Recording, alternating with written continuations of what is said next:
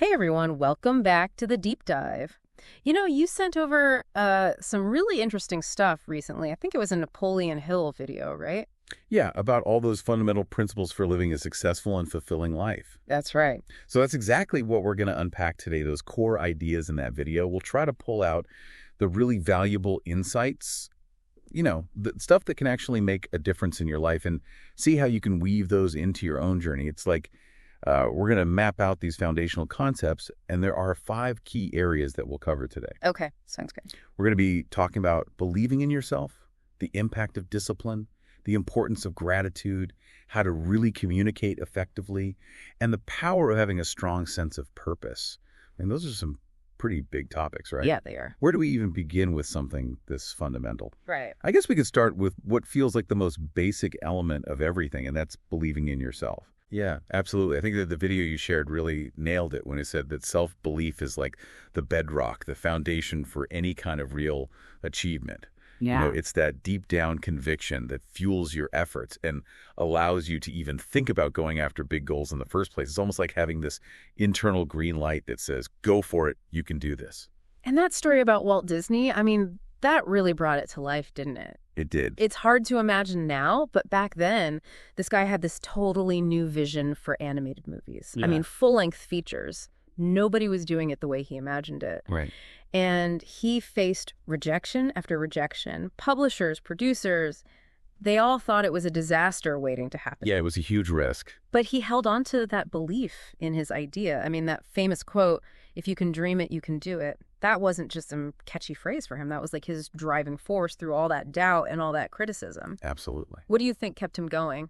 Well, I think the really impressive part of Disney's story isn't just the success he eventually found. It's that incredible resilience. Think about all those setbacks, how discouraging they must have been. And the video touched on this too. Self-belief. It's not just a fleeting feeling of confidence when things are going well. Right. It's a much deeper thing, It's a persistent feeling that keeps you going, even when everything around you seems to be saying, stop, this isn't going to work. Yeah. It's your internal compass. Yeah. The one that keeps pointing you toward your goals when things get tough. It's so true. Have you ever thought about how sometimes our biggest limitations are the ones we create in our own minds? Like the stories we tell ourselves. I'm not good enough, or I'll never be able to do that kind of stuff. Yeah, totally. It's like we're always narrating our own lives. And if that narration is full of self-doubt, well, that becomes our reality, doesn't it? Exactly. The video called it shaping the narrative of your life. Every time you choose to believe in yourself, it strengthens that internal dialogue. It opens up the possibilities. Right. And it creates what they call it a virtuous cycle, Mm-hmm. Belief leads to action, even if it's small actions at first. And those actions lead to achievements. And then those achievements, well, they just fuel even more belief. It's an upward spiral, that's for sure. So how can we make that happen? How can we actually build that self-belief? The video gave some pretty practical advice. Yeah, it did. And this is where it gets really useful, because we can actually do something with this. One really important strategy is to make a point of recognizing and celebrating your successes, no matter how small they are. Oh, yeah, I like that. Each accomplishment is like laying another brick in the foundation of your self-belief, It's building that solid base. It's a good idea to keep track of these wins, even just a simple list that you can go back to and remind yourself of what you've already accomplished. Yeah, it shifts your focus, doesn't it? Exactly. It helps you focus on what you have done, not what you haven't. Because it's so easy to just kind of brush those little victories off, right? But they really do add up. They do. And the video also talked about using daily affirmations. Oh, yeah. Now, I know some people think affirmations are kind of hokey. I get it. But the point is to reprogram those subconscious beliefs, If you craft affirmations that really resonate with your goals and your values, things like, I am capable of achieving extraordinary things, or my belief in myself is growing every day, and you repeat them regularly, it can actually start to change your mindset over time. Yeah, that's the key, finding affirmations that feel true to you and then using them consistently. But I think what really makes affirmations work is connecting to the feeling behind the words. Oh, interesting. How so? It's not just about saying the words, it's about feeling them. Visualizing yourself already embodying that quality or achieving that goal. Right. That emotional connection makes the affirmation more powerful, more believable to your subconscious. And as the source material pointed out, true self-belief has to come from within. You know, external validation is nice, but it can be so fleeting. Real empowerment comes from knowing that your belief in yourself is strong and solid, regardless of what other people think. That's a great point. It's like you're building your house on solid ground instead of sand. When that external validation disappears, and it always does at some point, the whole structure can crumble. Exactly. The video also talked about how we view setbacks and challenges. Instead of seeing them as failures, things that chip away at our self-belief, we can actually choose to see them as learning experiences, opportunities for growth. Oh yeah, that's crucial. It's about asking yourself, what can I learn from this? It can completely change your perspective. So true. It turns those potential stumbling blocks into stepping stones, doesn't it? It does. And it strengthens your belief that you can handle whatever comes next. Exactly. Because you're proving to yourself that you can learn and adapt and overcome. It builds that resilience. Yeah, it does. The video also talked about the importance of surrounding yourself with positive people. People who support you and believe in you. Right. The people we spend our time with, they really do shape our mindset. Right. It's like that saying, you're the average of the 5 people you spend the most time with. If those people are negative or doubtful all the time, it makes it that much harder to maintain your own self-belief. It does. But when you surround yourself with people who are positive and encouraging, it makes a world of difference. It lifts you up. And then there's visualization. Picturing yourself achieving your goals, really feeling those positive emotions. How does that work in terms of building self-belief? Visualization is a powerful tool because it's like a mental rehearsal. It helps you create a mental blueprint for success, and it can actually activate the same neural pathways in your brain as if you were really experiencing that success. Wow. So it can boost your confidence and your belief that you can achieve what you're visualizing. So it tricks your brain into believing it's possible. In a way, yes. And finally, the video emphasized consistency and perseverance. It's about taking small, deliberate actions every day that are aligned with your goals and then sticking with it, even when it gets tough. Yeah, that's the key, isn't it? It's about showing up for yourself day after day, even when you don't feel like it. Each time you push through an obstacle, you prove to yourself that you have the strength and determination to succeed. It all comes back to self-belief. It does. It really seems like cultivating self-belief is an ongoing process. It's a habit you build. It's the difference between living a life limited by doubt and one where you trust yourself and your abilities. It really is the key that unlocks everything else. It is. It opens up all the possibilities. Okay, let's shift gears a bit and talk about our second principle, which is discipline. Now, when a lot of people hear the word discipline, they immediately think of restrictions, of being told no, of this kind of rigid, joyless existence. But the video presented a totally different view, a much more positive one. Yeah, it did. It called discipline the bridge between goals and accomplishments. I love that. It reframes discipline as something that empowers you, not something that holds you back. It's like the path, not the obstacle. Exactly. Because without discipline, without consistent, focused effort, our goals often stay just that, goals. Yeah. They never become reality. That's such a good point. And then there was that analogy about the sculptor meticulously chipping away at a block of marble to reveal the masterpiece hidden inside. Yeah, I like that one. Each disciplined action, every bit of focused effort, is like a precise strike of the chisel, slowly shaping your vision into reality. And without that discipline, that potential stays locked inside, forever unrealized. Powerful imagery. The video then went on to use Olympic athletes as an example. What's so instructive about their journey when we talk about discipline? Well, Olympic athletes are incredible examples of dedication. Their training routines are so rigorous, so demanding, and they stick to them not for weeks or months, but often for years. And the thing is, it's not about forcing themselves to do something they hate. It's about choosing their long-term goal, reaching the top of their sport, over all those temptations for immediate comfort or easier paths. And that's a really important principle. Consistent discipline builds powerful habits. And those habits are what create lasting results. So it's about consciously making choices in favor of those bigger dreams, even when it's hard, even when it's not the easy or comfortable thing to do in the moment. Yeah, exactly.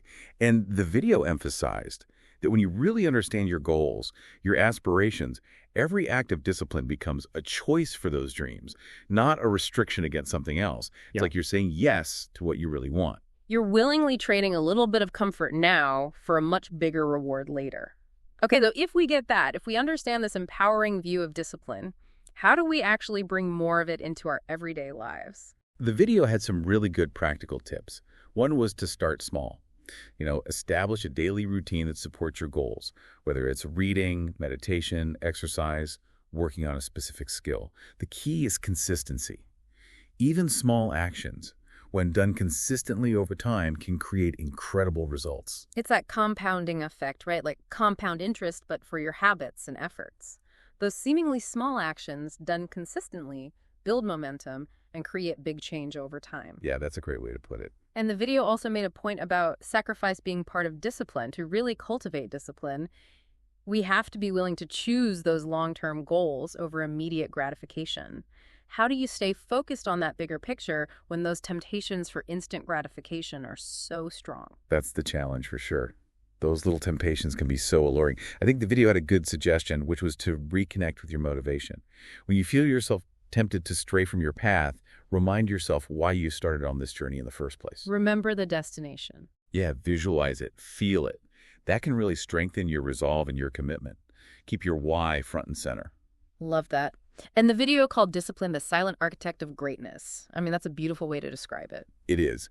Discipline isn't flashy. It's not always visible, but it's always working behind the scenes, building those qualities that are essential for any kind of lasting achievement. Resilience, patience, perseverance. It's the foundation. Exactly. It even gave examples like Leonardo da Vinci, how disciplined he was in his explorations across all these different fields, and how many writers have these very strict daily writing routines. Those routines, it's like they provide the structure that allows the creativity to flourish. Yeah, I think so. And it's important to remember that discipline doesn't require perfection. Everyone slips up, everyone has bad days. We're all human. Exactly. The important thing is to get back on track.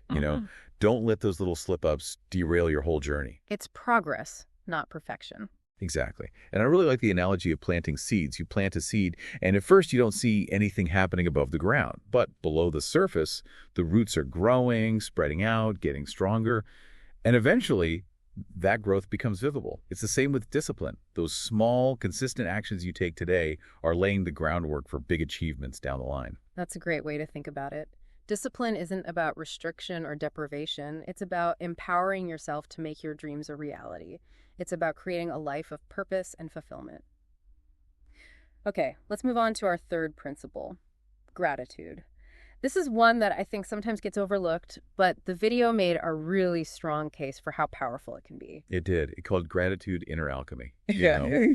Like it has this amazing ability to change how we experience reality. And that metaphor they used about gratitude being like rain that nourishes a garden while complaints are like poison. Yeah. I thought that was really powerful. It's a great visual, right? It highlights how important it is to focus on what we have, what we're grateful for, instead of dwelling on what we lack. Exactly.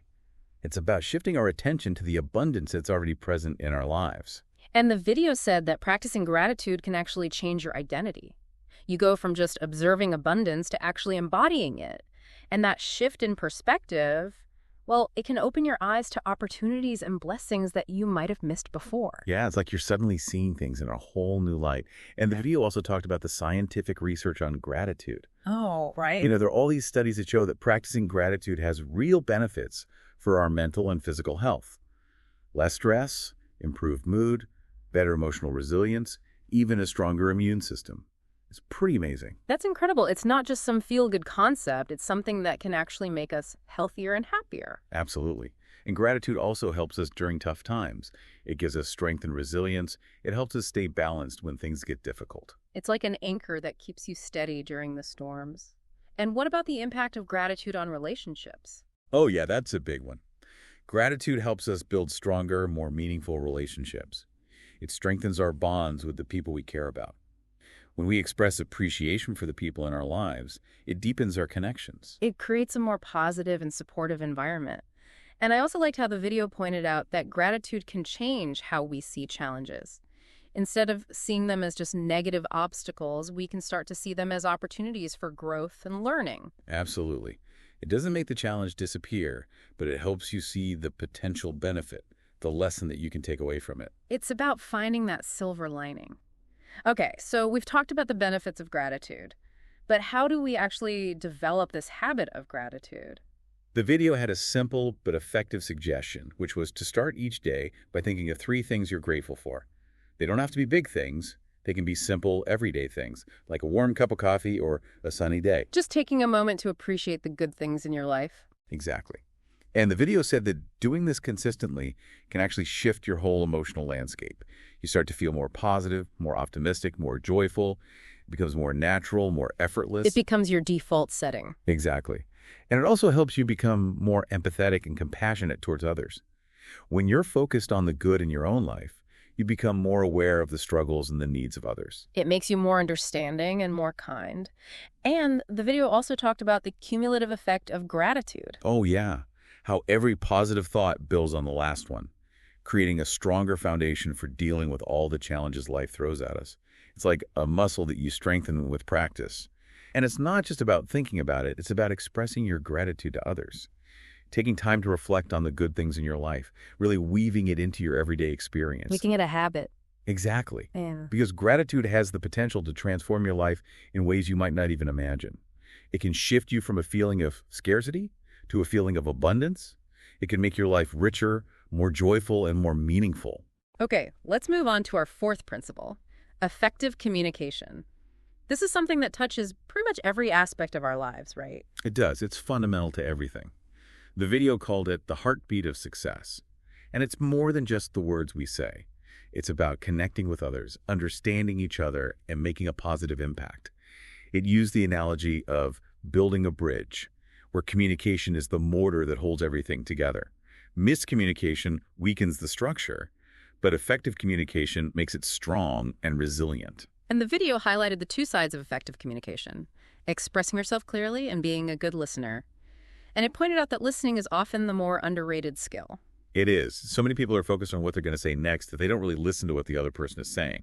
But truly listening with empathy and understanding, that's what builds trust. That's what creates strong connections. It shows respect. And the video even talked about how great leaders, influential people, they often have this remarkable ability to listen, to really hear and understand what others are saying. They do. It's a hallmark of good leadership. So what can we do to improve our own communication skills? What are the key things to focus on? The video pointed out several important elements. First is empathy. Really making an effort to see things from other people's perspectives, to understand where they're coming from. Communication breaks down when people don't feel heard or understood. Right. Empathy is crucial for building bridges and creating a safe space for open and honest dialogue. It's about stepping outside of your own head and trying to see the world through someone else's eyes. And then there's clarity. Being clear and concise in how we express our own thoughts and ideas, choosing our words carefully, and making sure we're understood. Yeah, clarity is essential. Avoiding jargon, technical terms, anything that could lead to confusion. It's about making sure your message is received the way you intended it. And then, of course, there's active listening. And that's not just about being quiet while someone else talks. It's about being fully present, paying attention, asking questions, and making sure you really understand what the other person is saying. Exactly. It's about engaging in the conversation, not just passively receiving information. And the video used a good example, a team working on a project. The leader needs to communicate clearly, set expectations, and listen to their team's feedback. Effective communication is crucial for any team to succeed, and it's just as important in our personal relationships. Oh, absolutely. In fact, it's probably even more important. Clear, honest, empathetic communication is essential for healthy relationships. It helps us avoid misunderstandings, resolve conflicts, and strengthen our bonds. It creates that sense of trust and safety. And the video mentioned how developing good communication skills can boost your confidence in social situations. It does. When you're a good communicator, you're more likely to come across as confident, trustworthy, and approachable. Those are qualities that can help you in all areas of your life. So how can we actually improve our communication skills? It seems like it's something we can constantly work on. It is. One suggestion the video gave was to reflect on past interactions. Think about times when communication didn't go so well and ask yourself, what could I have done differently? How could I have communicated more effectively? That's a great exercise. Yeah, it helps you identify patterns and areas for growth. And getting feedback from others can be helpful too. Yeah. Ask trusted friends or colleagues for their honest opinions about your communication style. It can be tough to see our own blind spots. It can. And then, of course, practice empathy. Really try to understand other people's points of view. even if you don't agree with them. Put yourself in their shoes. Exactly. And make an effort to be clear in your communication. Choose your words carefully and make sure you're understood. Don't assume that people know what you're thinking or feeling. Say what you mean and mean what you say. Exactly. And finally, really practice active listening.